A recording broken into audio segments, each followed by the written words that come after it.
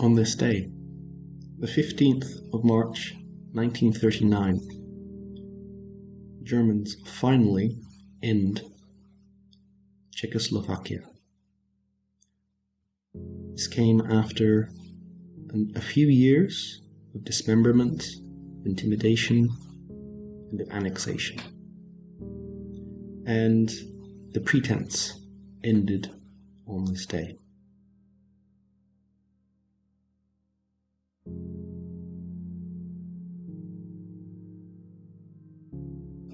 The Munich Agreement was meant to prevent war in Europe. It was seen as a sacrifice of a country that we didn't really care about to prevent something we did care about from happening, and that was another World War I. Chamberlain of Britain and Daladier of France were very much in the mood of giving Hitler what he wanted to prevent him from turning on the West. It was decided that the best thing to do would be to throw Czechoslovakia to the wolves, in the hope that he would be sated, that he would be satisfied, and that he would then settle down and become a leader of a normal country. As we all now know, this didn't happen. That Munich only fueled his desire for more conquests, and the fact that one of the best armed countries in Europe was destroyed and its armaments industry handed over to the enemy meant that Hitler had an extra year before he had to start fighting in earnest. So what happened at Munich? The Western powers, along with Mussolini, who was seen as a neutral arbiter, decided that the Sudetenland, which was mostly ethnically German, or linguistically German, culturally German, they're all very similar ethnically in that part of the world, but the languages differ, that area would be handed over to Germany.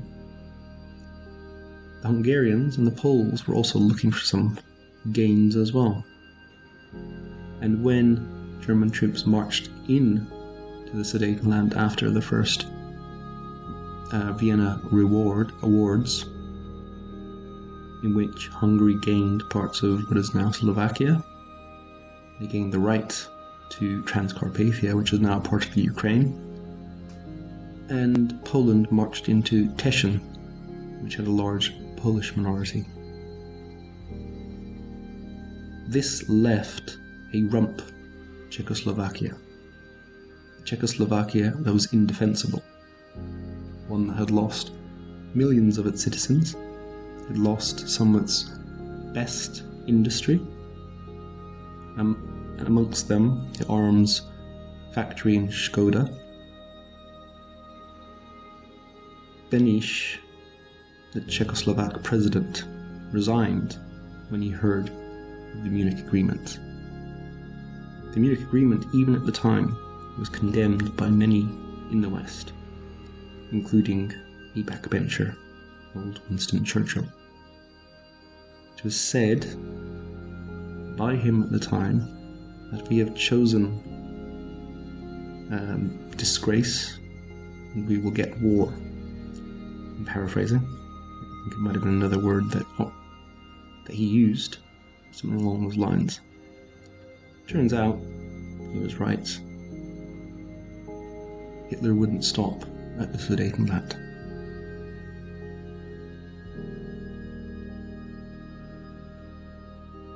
The continuation of Czechoslovakia, no matter how weak and feeble it was something that good old Uncle Adolf found irksome.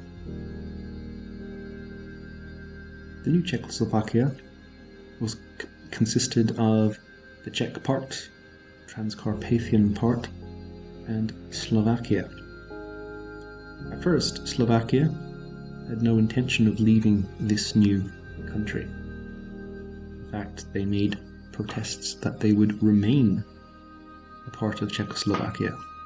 Tiso, the leader of Slovakia, was quite happy being a part of this new country. In fact, much of the armed forces of Czechoslovakia, what remained, were put in Slovakia to protect it from future Hungarian aggression. Hitler, though, decided that he wanted to take the whole thing, and the best way to do that would be to dismantle it first.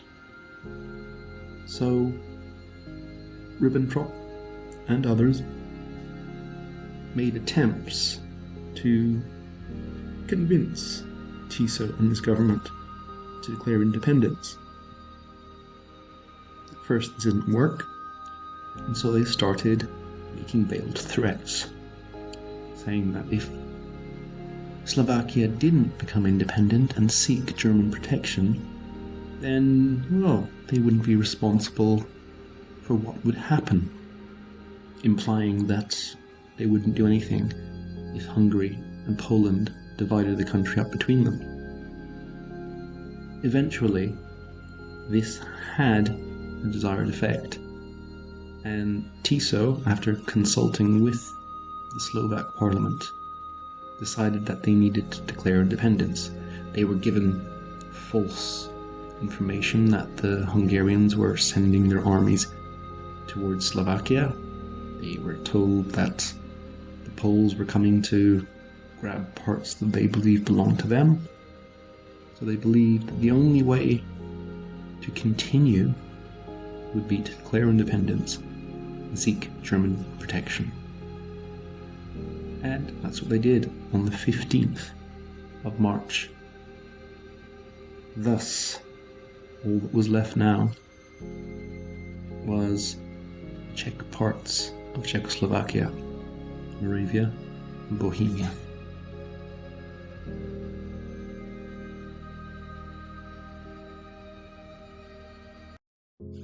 At the same time that Tiso and the Slovaks were being cajoled and threatened into independence, Hacha, or I think it's Hacha, Hacha, the new Czechoslovak president, had gone to Berlin to talk with Adolf Hitler. It was here where another threat was made towards him, and it was not very subtle. You give in, you allow German troops in, and you allow us to occupy. You will be a protectorate, protected by the Third Reich, and you can live a decent, quiet life. Or all resistance will be eliminated. And we know when he talks about eliminating things, he's not pretending, he's not feigning. He will eliminate. Hacha didn't really have much choice. The poor guy, once Beneš had left, he'd resigned as president after Munich, this guy became the new president. He was in charge of a puppet state anyway. He didn't really have much choice, and no one else was going to do this job, were they? So that was the end of Czechoslovakia. On the 15th, German troops started marching in to what was left of Czechoslovakia. They marched towards Prague and Brno and Budovice. Very little resistance was given, and for the next few years the Czechs would remain quiet but defiant until eventually their new masters would fall.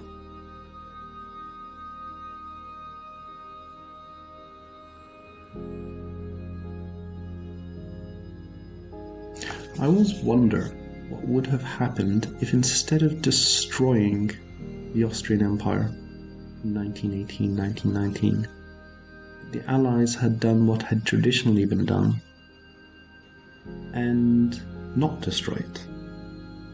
Perhaps they would have lost some land to Poland, Galicia, and some to Austria, Romania, and obviously they would have had to give some land to Italy, and perhaps Serbia would have got Bosnia and a bit of Vojvodina.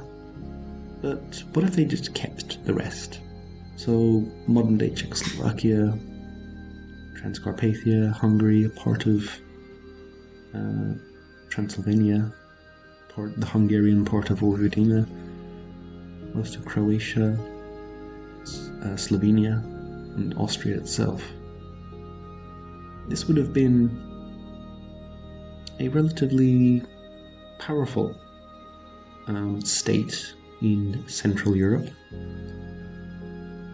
It would have been something that the Austrian Germans could have continued telling themselves that they were still really in charge. The Sudeten Germans would have been part of what they would have thought of the German Empire. The Czechs, Slovaks, the Hungarians, the Romanians that remained in the half of Transylvania that remained, as well as the Croats and the Slovenes, could have had a lot of autonomy in a federalized system. There could have been the emperor there. He would have been representing tradition going back 1,000 years. Would something like this have been able to stop what happened in the 1930s and 40s? Because I'm not sure whether the German Austrians would have been all on board for Anschluss if they had seen themselves as being in charge of this great empire. Even if they weren't officially now in charge, they were just one amongst equals. And what if they allied themselves with Poland, the Baltic states, and Romania against both the Soviets and the Germans? Perhaps a Warsaw Pact of a different timeline. Would Hitler have been able to invade a country or an empire as big as powerful as that, along with their allies? I think the dissolution of that empire was a great mistake. The problem in that part of Europe at that time, there has been a lot of ethnic cleansing since, at that time meant that there were pockets of various different ethnies amongst seas of other ethnies. So you had the Sudeten Germans, but the Sudeten land, even when it was ceded to Germany, wasn't 100% German. There were parts of that that were 40% Czech, 20% Czech, 15% Czech, 5% Czech. There were Czech lands that were 10% German, 5% German, 20% German. There were lands in Slovakia that were half Hungarian, or 10% Hungarian, or 30% Pole. There were areas in Transylvania that were half German, 20% Hungarian, and it goes on and on and on. There were pockets all over the place. There were villages next to each other that would be speaking different languages. There were households and farms next to each other that were different peoples.